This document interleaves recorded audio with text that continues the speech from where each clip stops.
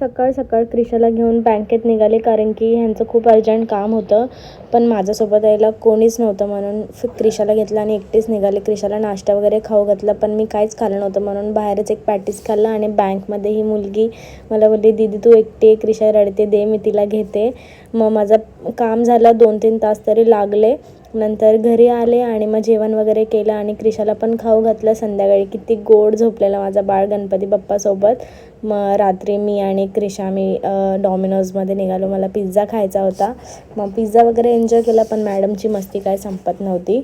मग घरी येताना ही माझी फेवरेट भेळ आणली मी. नंतर मस्त मिरची वगैरे टाकून डाळ तडका बनवला, राईस बनवला आणि क्रिशाने मस्त साडी घातली आहे आणि घरभर फिरत होती. तिलाच छान वाटत होतं आणि मला येऊन येऊन दाखवत होती की मम्मा मी कशी दिसते सांग. खूप दिवसापासून क्रिशाचे कपडे हे झाले होते म्हणून ते आवरायला घेतलं आणि अचानक थंडी वाजून येत होती, ताप आल्यासारखं होत होतं म्हणून गोळी खाऊन झोप